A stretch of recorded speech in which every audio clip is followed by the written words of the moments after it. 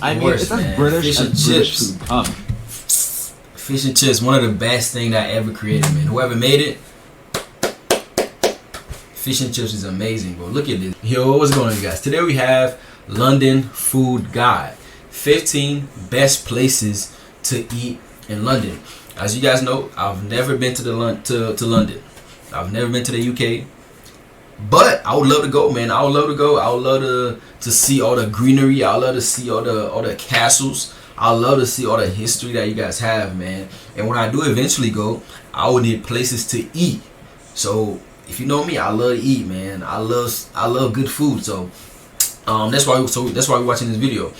But before we can get to the video, let me tell you guys this. We started this channel so we can get to know you guys better. We started this channel so he get to know you guys' culture better. We started this channel so he can get to know you guys' food, get to know you guys' music, get to know you guys' likes, dislikes, all of it. That's why we started this channel. So if you could leave a like, that would be great. If you could leave a comment, that would be amazing. If you could subscribe, that would be even better. So please like, comment, and subscribe. Let's get straight to the video. Come on. Fish and chips. I love me some fish and chips, man. I feel like I'm gonna like this already, man. This is gonna be good. Hello everyone, fancy seeing you here and welcome to the beautiful and exciting city of London. Okay. You would have seen it in your favorite TV shows and movies, heard music produced and recorded here from some of your favorite artists, but of course we are here for the amazing London food scene. So in today's video, we are going to be showing you everything we ate in London. From British classics such as your fish and chips, Yes, sir. Sunday roast and the infamous jelly peel, to international favorites such as Indian food and Chinese food. Obviously this video is going to be only covering our experience in London, so it is not a definitive list, but we still hope you find this video useful and informative. Anyway, without further ado, are you ready, Andy? I'm ready. Let's Come on, let's do it. Around London. Let's go. Ready, man. And I'm gonna be taking notes also. Now this I'll be is how taking you notes start on your these- London trip. these Breakfast places, is the most so I can important remember. meal of the day. Serving it up Gary's way. Pop. And Ipalichi is a more than 100-year-old London icon that you must experience, especially because of their monstrous have-the-lot full is that? English Sorry, I gotta icon go that you back. must experience. And Ipalichi is a more than Ipalichi. 100-year-old London icon that you Ipalichi. must experience, especially because of their monstrous have-the-lot full English breakfast. This historic family-run institution has been serving the community not just delicious Ipalichi. food, but also a good helping of the finest family hospitality and English banter in London. This is the boss day. Their glorious fry-up is an absolute unit Okay. that it can barely fit in the plate. It's got the beans, mushrooms, Cumberland sausage, black pudding, hash browns, bacon, egg, tomatoes, and of course, Ooh, that's a fried lot. bread. It's truly an epic and super comforting meal. Okay. And remember, Ipalichi is also an Italian restaurant, so we had to get their spaghetti bolognese with a literal mountain of cheese and a dash of pesto, of course, and some amazing toasted garlic ciabatta with melty That mozzarella. was Wash everything down with a coffee and some breakfast tea, of course, then you've got yourself a breakfast fit for a true British bloke. That boy, eat that up, boy. London's black cabs are an iconic symbol of the city, but it's in these understated yet iconic green huts that the cabmen go for a feed. 61 green huts were constructed around the late 1800s to early I've seen that. 1900s, but only 13 remain today, serving simple but delicious food. Only cabmen are allowed inside, but you can still grab a bite for takeout. We got 2 sandwiches from their simple and relatively affordable menu. Aliana got a beautifully stacked That was sausage, bacon, and egg sandwich in That was between good. 2 pillowy brown bloomer bread slices, while I got a superlatively stuffed breakfast torpedo roll, which is basically a fry-up in a sandwich with beans, I like the other sausage, one better. bacon, egg, and mushroom. So messy, but oh so good. It's a great and affordable way to start your morning, and bonus points because the cabin shelter we went to in Embankment Place was next to the beautiful Whitehall Gardens, which made for quite the picturesque breakfast setting. Okay. Bagels may be a New York staple, but bagels are a staple of London's East End. This is the unmistakable Bagel Bake that's situated in the famous Brick Lane full of colorful graffiti and eclectic stores. This shop is a fully fledged bakery, but of course, That the looks hunky good. salt beef bagel is the main attraction Salt here. beef burger. Juicy Oh, salt bagel. beef is thinly sliced before being served with gherkins and mustard, of course. And oh my gosh, was the salt beef super tender and fatty, and the bouncy bagel complemented it perfectly. Couldn't resist getting a few more bagels, such as the smoked salmon and cream cheese, one of my favorite bagel combos, and also an egg and gherkin, which was pretty decent too. I also mixed it up a bit with a cheeky sausage roll because I am addicted to that stuff. Not only are the big From the other video I watched, the sausage roll was one of the things I think I would like the most. It looks really good. bagels here absolutely irresistible, but they're also open 24 hours, so you can satisfy your bagel cravings any time of the day. 24, that's good. If the Burr Market isn't on your to-do list when you travel to Burr London, Market. then I'm sorry, you're the dictionary definition of a red flag. Because who can resist this amazing food and produce market that is one of, if not the best market in London? Okay. This market is not just full of history dating back to the 12th century, but it's also full of an impossibly large range of delicious food to choose from. We tried our best to eat as many stalls as possible, starting with coffee at the Monmouth Coffee Company that do an elite flat white, and we even got a cute cannelet, which was great. We also got a super chonky sausage roll from the Ginger Pig Butcher because I can't resist one, and we also got a Scotch egg, which is an egg wrapped in... Every time I see this sausage roll, I'm like, bro, I gotta try one, man. I gotta try one, bro. Again, I just really hope that they're not all pork, you know. I hope they got lamb, chicken, beef, all of it, you know. And then breaded, which made for quite the unique bite. We also got a colorful chana chop from Horn OK Please, which is a vegetarian Indian food stall, and this was the bite of color and flavor that I needed. It's a flavorful mix of chickpeas and a masala. And tell me in the comments, have you guys been to those places? And tell me how the food was, man. Was it good? Sauce topped with onion, chutney, coriander, pomegranates, and seb. Of course, we are no strangers to viral TikTok foods, and Humble Crumble have been making the rounds with their irresistible crumble selection and bottomless custard. We got a blackberry crumble with a crumb brulee topped for some extra sugary sweetness, and this was a heartwarming, sweet, tangy, and crispy snack. Finally, before our stomachs exploded, we also got a salt beef and rye from Nana Fanny's Deli that used third-generation recipes for their delicious food. This tasty sandwich was filled with tender salt beef, pickles, and melty cheese between rye bread. Also, shout out to the mean flipping skills from one of the cooks. Oh, and before you leave, don't forget to grab some free samples on the way as you browse through all the beautiful produce for your next grocery shop. What an amazing market. Every time I go to Costco, you gotta get the samples, man. I love these samples. Now this is quintessential old-time London grub. This is Manzi Bonzi, the oldest existing pie, mash, and jelly deal store in London. These humble spots have historically been mainstays of everyday London dining habits, mainly because of their filling portions and generally affordable price points. It's a fairly simple menu, but good thing their humble pie, mash, and liquor is a thing of comforting beauty. It's a holy trinity of chonky pie filled to the brim with meaty mince, fluffy mashed potatoes slathered onto the... Personally, I don't like mashed potatoes. It's not my favorite.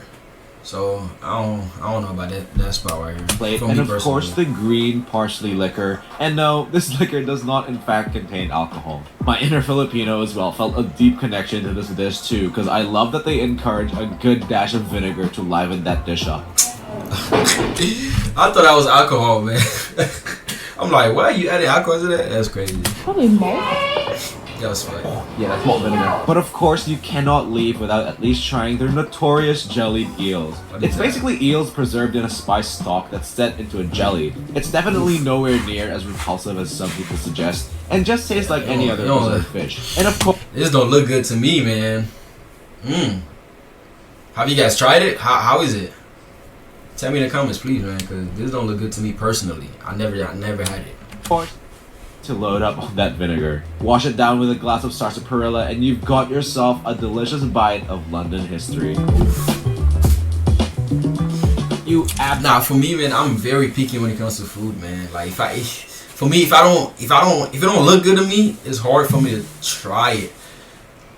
But when you go to other places, of course you gotta try different stuff. So that wouldn't be a problem, but I'll just have to, get out of my comfort zone and actually try everything, Cannot leave London without eating fish and chips. It's as British as British food come. Fish and chips, one of the best things I ever created, man. Whoever made it, fish and chips is amazing, bro. Look at this. This just looks amazing to me. This looks amazing, man. You got the good chips, the fries, and you got the fish, man, the fried fish. Amazing. To the sea at Master Superfish in South. I'm getting hungry just watching this video, man. Bang. And with a bold name like that, I'm glad their fish and chips actually hold up to their bold name. Oh, sorry, I got to put a name. And with a bold name like that, Master I'm glad their fish and chips actually hold up to their bold name. I love the local feel of this place, and what's even better is that they start you off with some complimentary pickles and even these tiny prawns that were a great warm-up. Yeah, man, I'm taking notes. And when the fish arrived, good lord, my face dropped as if I just discovered El Dorado, because the food was an absolute golden feast. We started with some delicious tiger prawns, which were nice, but the portion was pretty small. We also got calamari, which were fried to perfection, and a spritz of lemon really enhanced everything. And we got 2 types of fish, and look how massive these plates are. One fish was the cod and other was haddock. Both were pretty great, but the impossibly crispy batter was the real star of the show. An unreal textural contrast to the juicy and flaky fish. And of course, you can't forget about the delightful thick cut chips, which are great too. Don't forget the tomato and tartar sauce, because these are the major keys to success. We washed the food down with a good old London. Am I the only one who doesn't like ketchup? I don't like ketchup. Okay, if I'm eating a burger, of course, put ketchup in it. But ketchup with fries, oh man, I can't do it. I cannot do it. Or ketchup with chips, as y'all would put it. I'll rather eat it with ranch any day of the week, bro. Any day of the week. Old Speckled Hen, and we had ourselves an epic fish and chips experience in London. All we're missing are some rice cakes, if you know what I mean. Fish and rice cake. Tea and Tattle. Okay, I'm gonna be honest, the prices for your typical afternoon teas at 5-star hotels and department stores really send my heart into financial panic mode. Okay. But luckily, Tea and Tattle ticks the boxes of not only being delicious, but also being relatively affordable for an afternoon tea at only £24 per person. They have a range of teas to choose from, so I got myself a soothing sencha and AJ got a calming oolong tea to go with the food. And remember, pinkies up! Fire! Like that? Now that's fancy! I'm joking. You don't need to do Yeah, that. I got This it. 3-tiered tower comes stacked with savory sandwiches at the bottom, some dainty raspberry and strawberry scones with clotted cream, of course, and an assortment of delicious cakes at the top from Victoria sponges, lemon drizzle tarts, chocolate slices, and my favorite, carrot cake. Not all of us can shell out for the fancier afternoon teas, but Tea and Tattle has got your wallets back, because who can resist a delightful afternoon tea? Mother mash. Bangers and mash is just one of those classic British Bangers and mash is just one of those classic British comfort foods that never fail to satisfy. And luckily for us, Mother Mash exists, because it's a place that specializes in all things bangers and mash, or as our good friend Gina De Campo likes to say, Banger than mash. their menu concept is a mix and match, so choose your combo of banger, an and gravy. I got a classic and porky Cumberland sausage with luscious classic mash and an umami traditional gravy. Dad got a London smoky sausage that had chipotle and hickory wood smoked pork, and his plate came with cheesy mash and gravy. Mom got the Mother Plucker chicken sausage, and she got a classic bubble and squeak with onion gravy. And if you're not feeling like sausages, they also do pies, so AJ tried their glorious steak and black heart stout pie with the classic mash and parsley liquor combo. They also do desserts, so we gave into the temptation of their apple and blackberry crumble and the iconic sticky date pudding, which both came with pools of custard. How good? That was good. Indian food is so ingrained into British eating habits, so it's no surprise there are many Indian restaurants in London, with Punjab near 7 Dials being the oldest northern Indian restaurant in London, dating back to 1946. It's a classic spot for dependable Punjabi dishes, so we had to stick to some classics, and I guess we also stuck to orange, because look at that glorious... Okay. There's a Indian restaurant here that's called Tattle. I've been there. I had this before. It was really good, actually. Very good, very good. Man, it was good. I actually love, I forgot how they call this. This right here. I forgot the name of it. But I really like this a lot. Yeah, it's good. orange spread. You already know we had to get the butter chicken. It's basic, but it's a goodie for a reason, and who doesn't love the iconic sweet, creamy, tomatoey, and spicious concoction? We also got the signature orange-hued tandoori chicken, which came sizzling on a hot plate. And don't forget to pour yogurt all over your chicken for a perfect touch of freshness. Of course, we had to get the unofficial national dish of Britain, the chicken tikka masala. Highly addicting aromas, and come on, a little dippy dip with some garlic naan. You know you gotta do it. We also got a delicious veggie biryani, which came with a veggie curry and a mango lassi to wash it all down. This lassi was thick. Kyle Lowry. You snap. That was funny, man. London Chinatown is a sensory overload of colorful lanterns and arches, mixed with packed streets full of people all united under one purpose, and it's to eat some amazing Chinese food. We stumbled upon Little Four Seasons for our first dinner in London, which by the way is the little sibling to the Four Seasons restaurant. Wow, I'm really enjoying this video right now, man. It's showing a lot, like, you know, what to eat, and just showing around town. This video is amazing. The meal came at a point in our trip where we were like, we're Asian and need Asian food and rice right now or we're gonna throw a fit. And good lord, my soul was healed by this meal. This place is famous for their roast meats, so of course we had to get the three musketeers of roast meats: barbecue pork, crispy pork, and roast duck. Elite comfort food. We also got some sliced chicken with black bean sauce, which was so tender and so delicious. We ordered some fried beef hofun for some delicious beefy noodle action, and because we're all about balanced diets, stir-fried beans with minced porks were in order too, and they were great. And yes, we got fried rice too, in addition to the plain rice we already got, because you already know rice is life. I feel like I just got possessed. We haven't had Asian food in so long. We were just going like... That was so good. Hold on, 1 second. I gotta go back. I feel like I just got possessed. We haven't had Asian food in so long. We were just going like... Little Four Seasons. That was so good. Little Four Seasons. We knew we had to hit up the famous Mama Sin's Dirty Ice Cream in London because we're all about supporting Filipino businesses all around the world. And I know what you're thinking. No, the ice cream isn't dirty. It's just what we call it in the Philippines.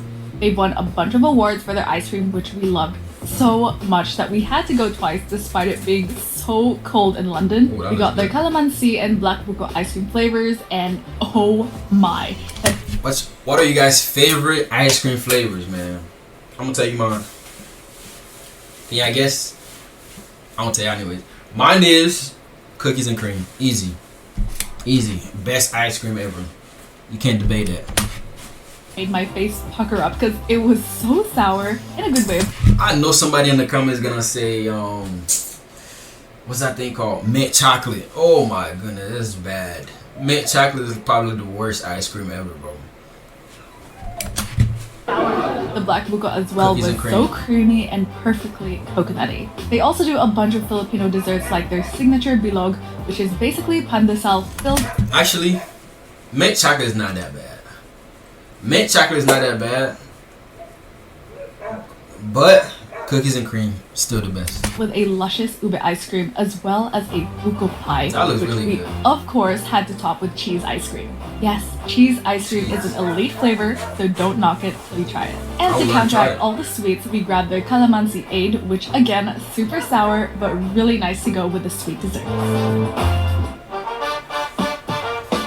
An early flight the next day combined with some chilly London weather meant that we were craving for some hearty ramen at Kanadaya. And how could we resist when it was literally just a 2-minute walk from our hotel? This is a famous ramen chain that originated in Japan but now has a few spots all over London. We got 2 bowls of their heavenly tonkotsu ramen and the broth was ultra hearty, which I guess works out because that set us up for a good night's sleep. The noodles too are also great and the eggs were so beautifully soft boiled and soaked in delicious marinade. AG got a blob of truffle to go with his tonkotsu and oh my, it made his ramen ultra rich. We also got a couple of onigiri which made for great snacks too. One was filled with katsuoboshi and another with salmon, both excellent. This restaurant is compact and popular, so do be prepared for a bit of a wait during peak times. Oh, you guys like that one? Okay, this is a little bonus place for you, but low-key, Greg's is a must experience in the UK. Greg's? Yeah, this looks good already. Tell me no more. I don't even gotta hear nothing else. These already look It's good. the most famous bakery chain in the UK, and I couldn't resist getting myself one of their famous sausage rolls. I actually really loved it. See, but I didn't even know what it was, but I already knew it was gonna be good. The sausage roll, man, I love the sausage rolls. So Greg's, we going to quite the Greg's. sausage roll addict in general. Either way, it's really flaky and the sausage itself is pretty decent. AG got one of their steak bakes and it was real good too. Especially for the price, this is a pretty good spot on the go. Maybe next time I'll try one of their vegan sausage rolls for sure. Vegan sausage roll. Black Claw. Sunday, Sunday, Sunday may mean beers, barbecues, and monster truck derbies in the US of A. But of course, in Britain, it can only mean Sunday, Sunday roast. Sunday roast. We may have Already experienced one of the ultimate and jaw-dropping Sunday roasts in London at Blacklock.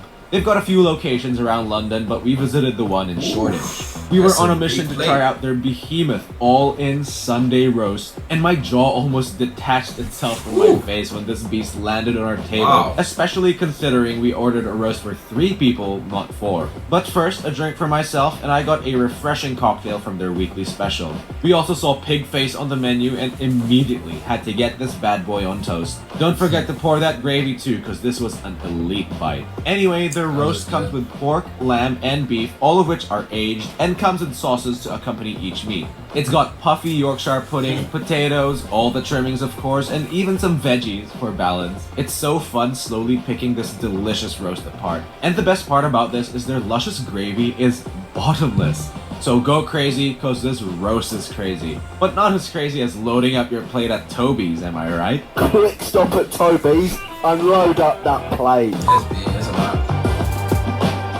And before we end this list, we couldn't leave London without a pint at a pub, so we chose the Salisbury, which is quite close to our hotel. Every pub in London has their own unique mark in history, and the Salisbury is famous for not only its drop-dead gorgeous Art Nouveau interiors, but also for hosting Richard Burton and Elizabeth Taylor's wedding reception for their second marriage. Even if we were here just for one drink, we really appreciated the good old vibe and history of this pub.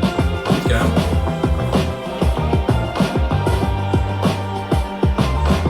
So yeah, get your stomachs ready for London, because it's an amazing treasure trove of diverse foods and historical gems. There's truly no place like it. Because there's no place like London. Yes! And if you want to see more of these places and our food and travel adventures in London, then be sure to watch the full vlogs over on our YouTube channel. Wow. Anyway, that'll do for this video. Obviously, we couldn't cover the sprawling London dining scene into one video, but we still hope you found our insights into these places that we visited useful regardless. London is such an incredible city to eat your way through, and we had an amazing time filling our stomachs with some amazing London food, and I'm sure you will too. So thanks for watching. Bye-bye. Man, this was a great video. I like that video, man. You show us a little bit around town, show us the places, the food. I got some notes right here. We're going to Masters, Superfish, Little Four Towns, Greg's, Humble Crumble. I think the marketplace, I forgot the name, Burr Market, something like that, right? Tell me in the comments. Eat Polici. That's the notes I got, man. Hey, I'm telling you, when we go to London, man, we're gonna try these spots out, bro. We're gonna try them out. And again, I'm gonna make a video just like this, bro. I'm gonna show you guys how to. I'm just gonna show you guys. You feel me? So, thank you guys for watching with me. This was an incredible video. I appreciate the support. Continue to like, comment, subscribe. I'll see you on the next one. Bye bye.